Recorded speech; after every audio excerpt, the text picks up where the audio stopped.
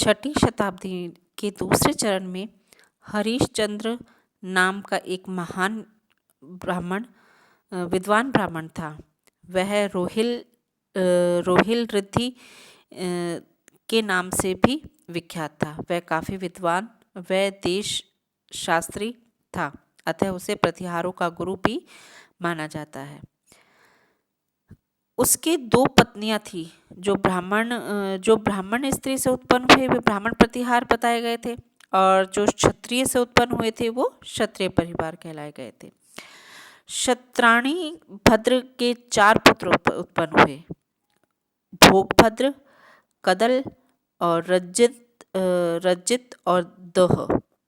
चारों भाई ने मंडोर को विजित किया। ठीक है, इन चारों भाइयों में रजित अधिक बलशाली सिद्ध हुआ। रजित का पुत्र नागभट्ट और भी शक्तिशाली तथा प्रतापी निकला। उसने मेड़ता को अपनी राजधानी बनाया। इससे स्पष्ट होता है कि उस समय प्रतिहार का राज्य विस्तृत रूप धारण करता जा रहा था, परंतु मंडोर का महत्व कम नहीं हुआ, क्योंकि नागभट्ट के प्रथम पुत्र तात ने जीवन को क्षणभंगुर समझते हुए अपना राज्य त्याग दिया और सारे कार्य भार अपने भ्राता भोज को सौंपकर वो सन्यासी जीवन उसने अपना लिया। नागभट्ट प्रथम के पश्चात इस वंश के 10वें शासक शीलक था। उसने भी अपने राज्य का विस्तार करने का प्रयास किया। उसने वल्लभ मंडल के भाटी नरेंद्र देवराज को परास्त कर वल्लभ राज को अपने राज्य से मिला लिया। ऐसा कहा जाता है कि वल्लभ राज्य प्रतिहार राज्य पर निरंतर आक्रमण करते रहते थे। वलराज उस समय जैसलमेर राज्य का भाग था। उसी समय त्रिवाणी राज्य की भी प्रतिहार राज्य पर आक्रमण करने की आकांक्षा उनकी बनी रहती थी।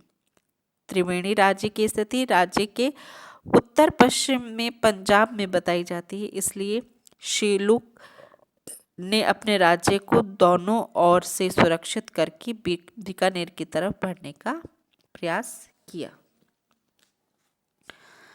देखिए, जो शीलुक एक उच्च कोटि का विद्वान था। उसकी भी 2 पत्नियां थी। भाटी रानी पद्मावती ने बाउक और दुर्लभ देवी के कुकुक पैदा हुआ। बाउक ने मयूर नरेश संभवतः मौर्य वंश का था को उसने पराजित कर 837 ईस्वी में अपनी एक प्रशस्ति तैयार की। उस प्रशस्ति में उसने अपने वंश का विवरण दिया है। शीलुक के पश्चात उसके भ्राता कुकुक प्रतिहार का नेता बना।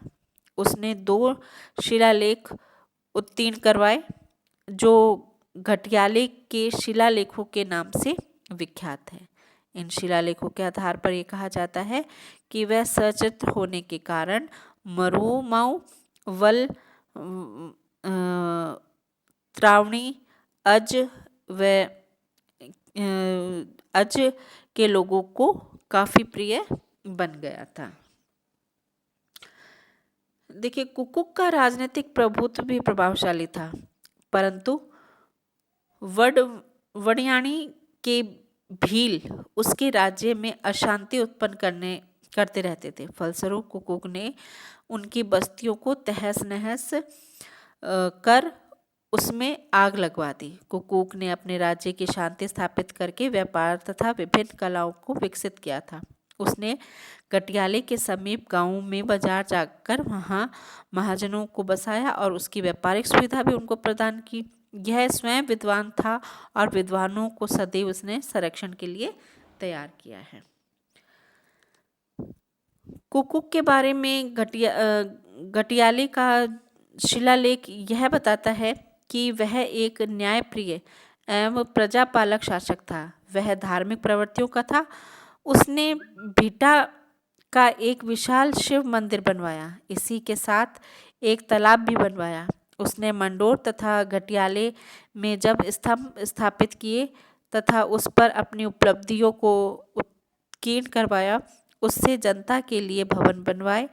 उसके शासक के अंतिम दिनों में उसके राज्य पर अरब के मुसलमानों व अमीरों के आक्रमण प्रारंभ हो गए। इसका लाभ चौहानों ने उठाया।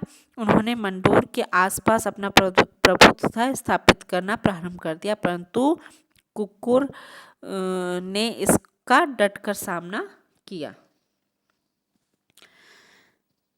देखिए 1145 ईस्वी में सहजपाल चौहान का एक लेख मंडोर में प्राप्त हुआ। उससे ज्ञात होता है कि 12वीं सदी में प्रतिहार निर्बल पड़ गए और चौहान ने उसका स्थान लेना प्रारंभ कर दिया। प्रतिहार छोटे छोटे सामंतों के रूप में जोधपुर के समीप रहने लगे। 1395 में आपसी कलह से विवश हो चंदा शाखा के प्रतिहारों ने मंडोर का दुर्ग राव वीरम के पुत्र राठौड़ चूड़ा को दहेज में दे दिया। इसके साथ ही मंडोर के प्रतिहार की शक्तियों का अवसान हो गया।